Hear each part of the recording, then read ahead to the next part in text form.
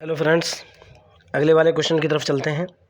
Question start करने से पहले आपको एक बात क्लियर कट बता दूं, मेरे चैनल के ऊपर फ्री ऑफ कॉस्ट कुछ भी नहीं है और ओनली 350 रुपीज़ के अंदर 350 रुपये में के अंदर आप all lecture series BSc BTech MBA MCA वगैरह की सब कुछ खरीद सकते हो। ओके, लाइफ टाइम वैलिडिटी के साथ। क्वेश्चन मेरा ये है कि show that only law of A central attraction. मेरे को सेंट्रल अट्रैक्शन का लॉ दिखाना है। क्या है?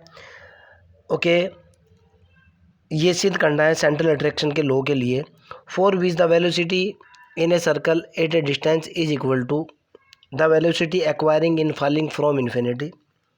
ओके, किसी पार्टिकल की जो वेलोसिटी है वो किसी सर्कल के अंदर किसी पर्टिकुलर दूरी से उस वेलोसिटी के बराबर होगी जो अनंत से उस दूरी तक चलने में आती है।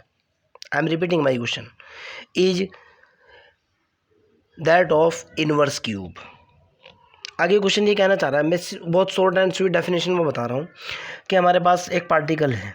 ओके, पार्टिकल के ऊपर एक फोर्स लगा हुआ है, ठीक, जिसको मैं सेंट्रल अट्रैक्शन की बात कर रहा हूँ। For which the velocity in a circle at and distance is equal. Circle के अंदर जो वेलोसिटी है वो इन्फिनिटी से उस दूरी तक आने में वेलोसिटी के बराबर है। तो मेरे को दिखाना है जो सेंट्रल ऑफ फोर्स है वो दूरी के क्यूब के समानुपाती है। ओके, अर्थात क्या है, मान लिया सर्कल के जो है ना सर, ये मेरा सर्कल है सपोज दैट। ओके, ठीक है ना, यहाँ जो है ना, मान लिया इस दूरी से यहाँ पार्टिकल ऐसे मूव कर रहा है, यहाँ ऐसे ऐसे मूव कर रहा है, सपोज दैट ऐसे मूव कर रहा है पार्टिकल। यहाँ जो वेलोसिटी है ये सपोज दैट v है। इन्फिनिटी से पार्टिकल आ रहा है, आ रहा है, आ रहा है, आ रहा है, इक्वल दूरी पर, यहाँ से इस दूरी पर वेलोसिटी यहाँ कैपिटल V है, सपोज दैट अलग वेलोसिटी है। ये वाली वेलोसिटी इस वेलोसिटी के बराबर है।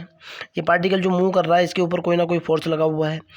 आपको दिखाना है कि ये जो फोर्स है ना ये समानुपाती है 1/r⁻³ के, अगर ये वाली दूरी r है। ये आपका क्वेश्चन है। ओके, समझ आती है मेरी बात? डायरेक्टली लिखता हूँ और क्वेश्चन को हल करने की कोशिश करता हूँ।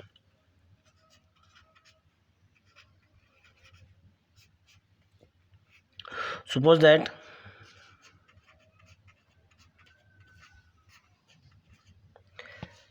the central acceleration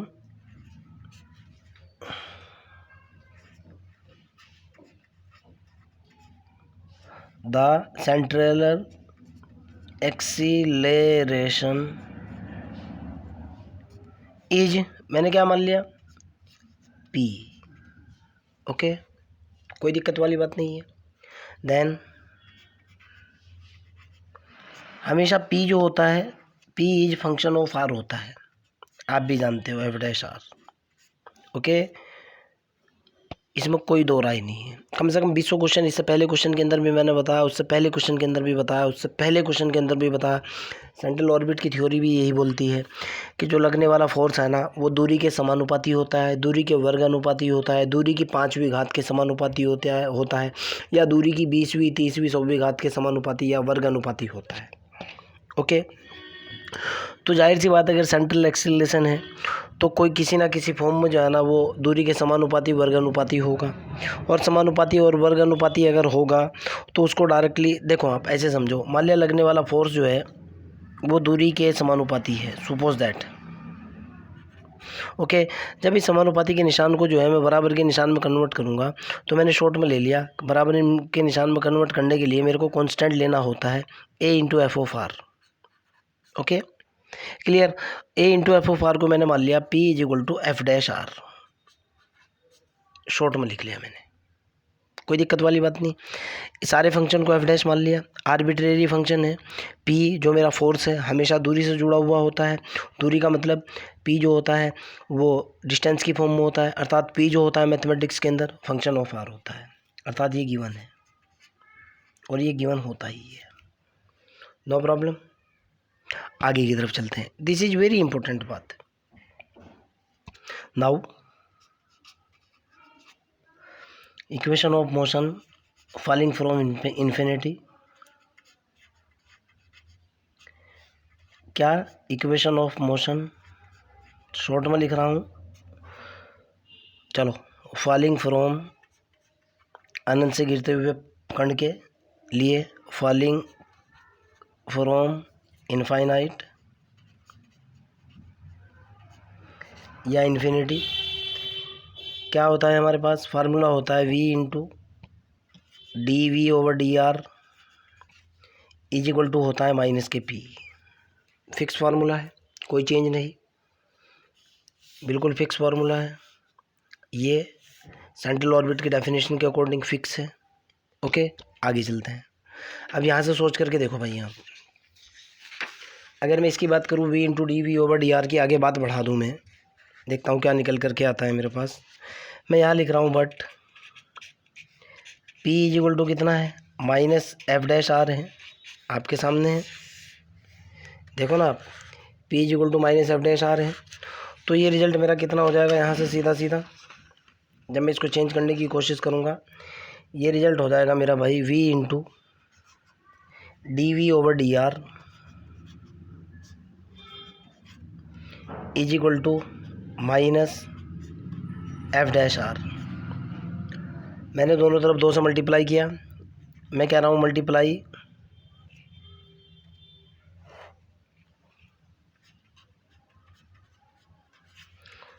by 2 both side.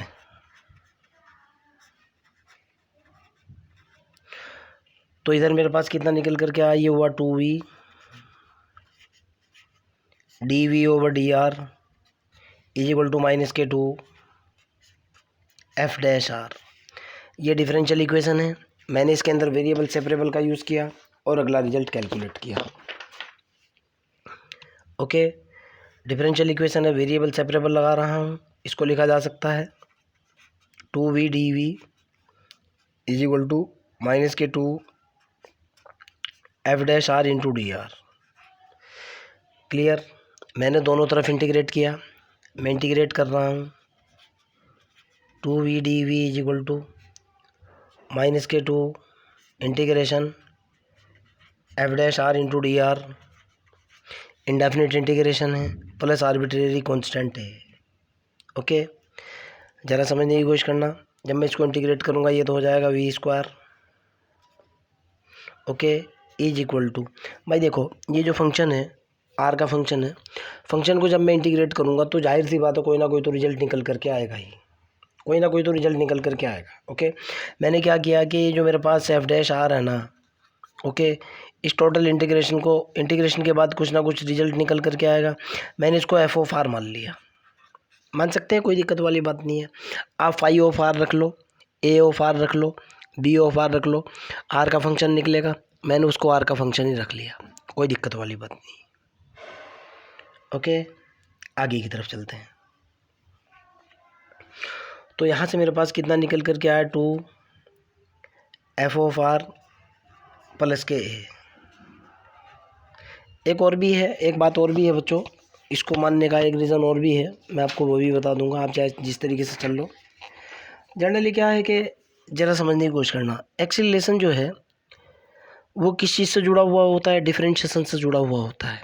आप जानते हो ये एक्सीलरेशन होता है D two X over D T square. Okay, ये एक्सीलरेशन होता है एक्चुअल में, यानी दूरी का जो है टाइम के रिस्पेक्ट में डिफरेंशिएशन जो है ना, ये एक्सीलरेशन होता है। ओके, और यहाँ जो है आप इसको डिफरेंशिएशन से भी डिनोट कर सकते हो, पी एक्सीलरेशन होता है, डिफरेंशिएशन से अगर आप इसको डिनोट करोगे तो फिर इसका इंटीग्रेशन डायरेक्टली आ जाएगा, आप ऐसे भी सोच सकते हो। लेकिन मैं आपको यही कहूँगा कि जिस तरीके से मैं आपको बता रहा हूँ भाई, जो फोर्स होता है दूरी के समानुपाती होता है, आर्बिट्रेरी कांस्टेंट में कन्वर्ट करो, नए फंक्शन में कन्वर्ट कर लो, फिर आप इसकी तरफ आ जाओ, ये ज़्यादा बेस्ट है। आप उस तरीके से भी इस चीज़ को सोच सकते हो अपने आप को, क्वेश्चन को समझने के लिए। क्लियर है ना? Now suppose that this is equation 1 या 2, जो भी आप मानना चाहते हो।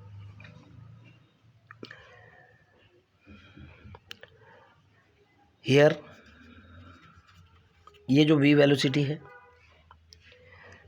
द वेलोसिटी v, कौन सी वेलोसिटी है भाई? वेलोसिटी v इज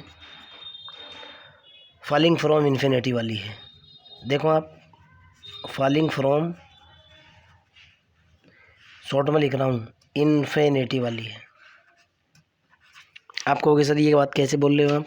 ये देखो, equation of motion falling from infinity, ये वो भी है। मैंने वही लिखा है। नाउ अगर कैपिटल वी जो है, सपोज दैट मेरे पास जो कैपिटल वी है, मैं कह रहा हूँ कि सपोज दैट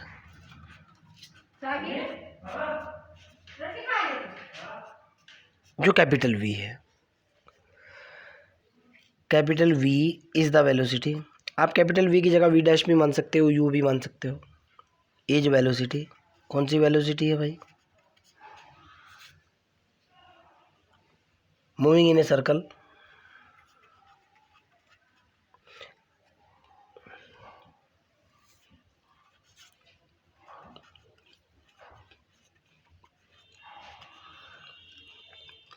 ऑफ पार्टिकल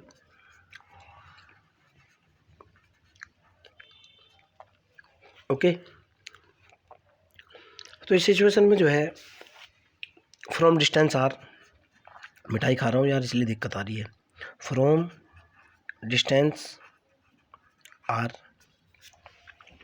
भाई देखो मेरी बात सुनो, मेरे पास दो वेलोसिटी हैं जो क्वेश्चन के अकॉर्डिंग जो है, जो क्वेश्चन में दिया हुआ है वही बता दूँ मैं आपको, जो कि बराबर है।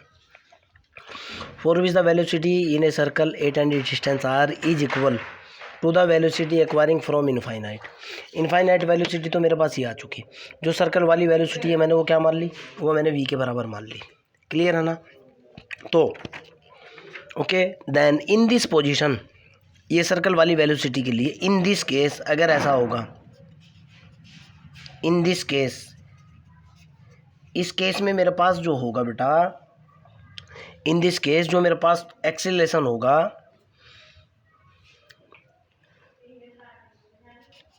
या एक्सीलरेशन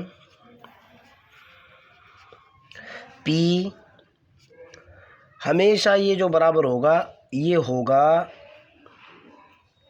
नॉर्मल एक्सीलरेशन के बराबर। बताऊंगा मैं आपको क्यों होगा। एक्सीलरेशन शॉर्ट में लिख रहा हूँ, और ये नॉर्मल एक्सीलरेशन होता है मेरे पास capital V square upon R. ज़रा समझने की कोशिश करना इस चीज़ को क्या होगा। भाई ये तो आ ही गया, मेरे पास जो पार्टिकल है ना वो इस तरीके से मूव कर रहा है, ऐसे मूव कर रहा है, ठीक है ना। भाई अगर पार्टिकल किसी पर्टिकुलर टाइम पे यहाँ है तो इसके अंदर दो एक्सेलरेशन है, एक तो टेंजेंशियल एक्सेलरेशन है ये, एक नॉर्मल एक्सेलरेशन है ये वाला। आप कैसे भी ऊपर की दिशा दे दो, नीचे की दे दो, कोई दिक्कत वाली बात नहीं है। सेंट्रल ऑर्बिट है इसलिए मैंने नीचे की दिशा दी है। ओके मैं ये कहना चाह रहा था आपको, क्वेश्चन भी यही कह रहा है कि law of the central attraction निकालना है। ओके सर्कल के लिए निकालना है और इन्फिनिटी से जो पार्टिकल आ रहा है उसके लिए निकालना है, जबकि दोनों की वैल्यूसिटी सेम हो। भाई मैं भी आपको यही कह रहा था कि इससे जो है ना, ये जो मेरा सर्कल है, सर्कल से आर दूरी के ऊपर एक पार्टिकल ऐसे मूव कर रहा है तो इसके ऊपर एक फोर्स लगा हुआ है ऐसे, अट्रैक्शन फोर्स। ओके ये जो अट्रैक्शन फोर्स है जिसको मैं पी मानते हुए चल रहा हूँ। तो इस सिचुएशन में क्या होगा, मेरे पास जब सर्कल का केस होगा इसके अंदर दो तरह के अट्रैक्शन होंगे, एक तो टेंजेंशियल अट्रैक्शन होगा, एक नॉर्मल अट्रैक्शन होगा। ये जो नॉर्मल अट्रैक्शन है जो सेंटर की तरफ है, ये उस अट्रैक्शन के बराबर होगा। आप खुद समझ सकते हो क्वेश्चन से, जो अट्रैक्शन जो है ना मैंने आपको यहाँ बताया था कि भाई एक अट्रैक्शन जो है ना ये लगा हुआ है, अगर वेलोसिटी वी है, एक पार्टिकल इन्फिनिटी से आ रहा है, अगर दोनों की वेलोसिटी समान हो जाए किसी दूरी के ऊपर, ओके इक्वल वेलोसिटी की बात कर रहा है, तब आपको दिखाना है कि जो अट्रैक्शन फोर्स लगा हुआ है वो शो करना है प्रोपोर्शनल टू 1/r³ के। ओके तो उस पोजिशन में क्या होगा, ये जो अट्रैक्शन है v² के बराबर होगा। बट फार्मूला होता है भाई ये v² नॉर्मल एक्सीलरेशन का। ओके बट अगर सर्कल के लिए क्या होता है, सर्कल में हिंदी में ही लिख दूं, रो इज इक्वल टू क्या होता है, आर होता है, यानी रेडियस ऑफ कर्वेचर उसकी रेडियस के बराबर होता है, जिसको सर्कल ऑफ कर्वेचर भी बोलते हैं। रेडियस ऑफ कर्वेचर की डेफिनेशन से डिफरेंशियल कैलकुलस बीएससी पार्ट 1 से।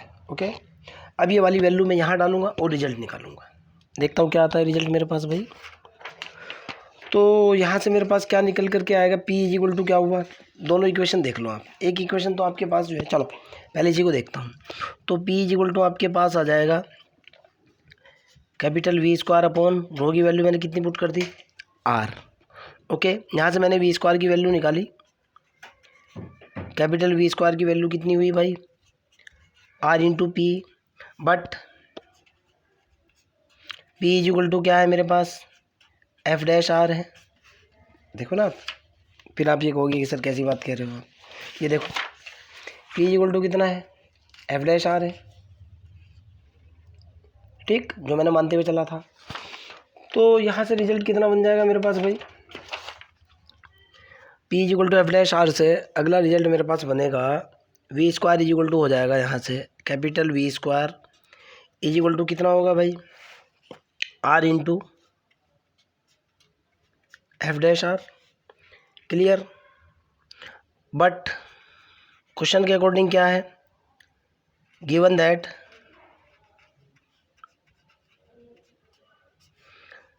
Small V is equal to capital we.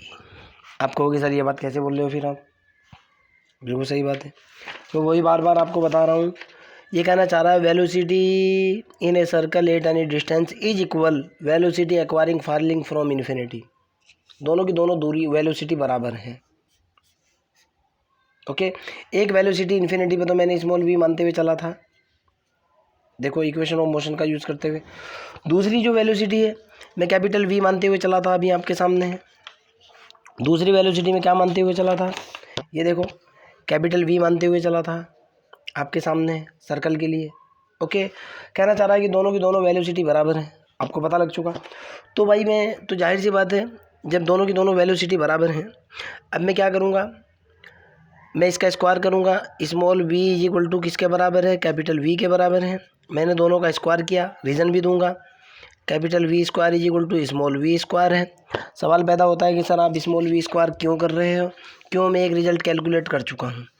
Small V square चूँकि इसलिए मैंने स्क्वायर किया है।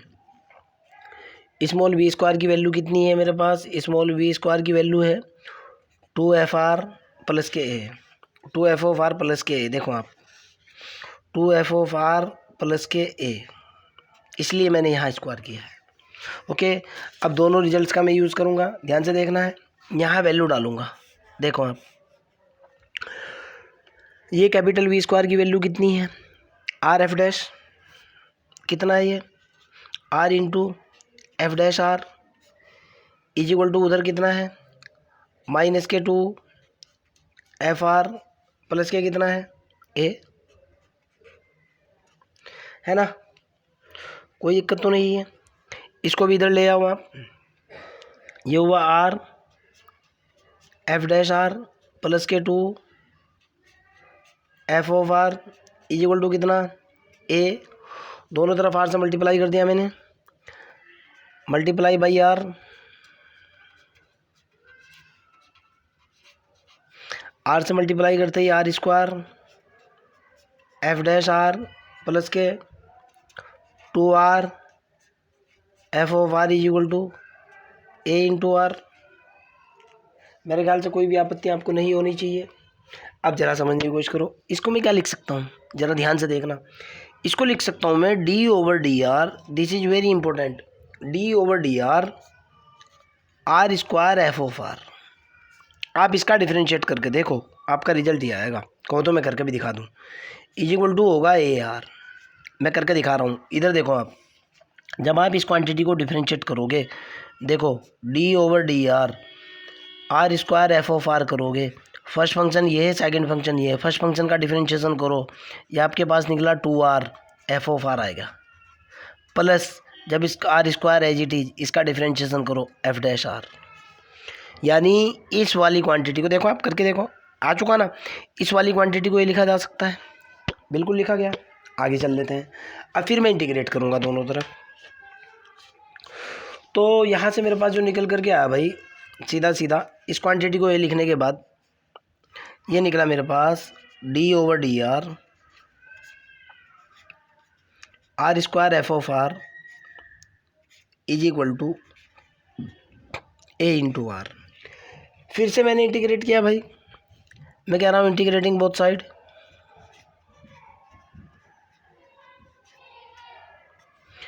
इंटीग्रेट किया मैंने बोथ साइड। जैसे ही मैं बोथ साइड इंटीग्रेट करूँगा, देखते हैं कितना निकलता है, क्या होता है भाई।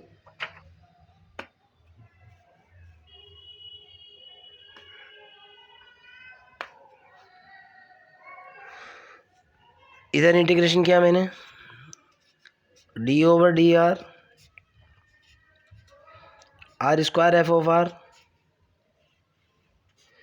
Into D R is equal to integration of A R into D R. इससे तो ये ख़त्म हो जाएगा, डिफरेंशिएशन इंटीग्रेशन को ख़त्म करता है। ये निकल करके आएगा, इधर लिख रहा हूँ आर स्क्वायर एफ आर, तो ये निकला इज इक्वल टू इधर निकला ए आर स्क्वायर बटे 2 plus arbitrary constant B, indefinite integration है। मैं यहाँ से अगर एफ ऑफ आर की वैल्यू निकालूंगा, एफ ऑफ आर की वैल्यू निकल करके आएगी ए आर स्क्वायर बटे 2 आर स्क्वायर प्लस बी बटे आर स्क्वायर, इससे ख़त्म हो जाएगा। एफ ऑफ आर की वैल्यू निकल करके आएगी ए बटे 2 प्लस बी बटे आर स्क्वायर। आगे की तरफ चलते हैं। जब मैं इसको डिफरेंशिएट करूँगा, मैंने इसको डिफरेंशिएट करा D over D F D R F of R, मैंने इसको डिफरेंशिएट करा, ये निकला D over D R A upon 2 plus D over D R B बटे आर स्क्वायर। तो इधर निकला मेरे पास कितना भाई, ये तो निकला, ये कितना हुआ भाई, ये तो हुआ F dash R is equal to ये 0 हुआ माइनस, ये देखो आप, ये निकलेगा 2b बटे आर की पावर 3, बट ये तो आप समझते ही हो एफ डैश आर की जो वैल्यू है किसके बराबर है, p के बराबर है। तो p बराबर कितना निकला, माइनस 2b बटे आर की पावर 3। इसको क्या बोल सकता हूँ, p समानुपाती 1 बटे आर की पावर 3। आगे देखता हूँ क्वेश्चन क्या कह रहा था। क्वेश्चन ये कह रहा था, देखो बेटा आप, जो अट्रैक्शन फोर्स है वो यही कह रहा था इनवर्स ऑफ क्यूब। यहाँ भी मैं आपको बता रहा था कि लगने वाला फोर्स 1/r की पावर 3 के समानुपाती है। ओके, यहाँ भी कह रहा है जो law of the central attraction is that inverse of cube, यानी दूरी के क्यूब के व्युत्क्रमानुपाती है। कितना निकल कर क्या है, रो इन्वर्सली प्रोपोर्शनल टू 1/r की पावर 3। फिर भी अगर आपका कोई डाउट है, कोई प्रॉब्लम है, थोड़ा सा क्वेश्चन टेढ़ा मेढ़ा था, तो कमेंट बॉक्स के अंदर क्वेश्चन को डालिए, I will help you. Okay, bye.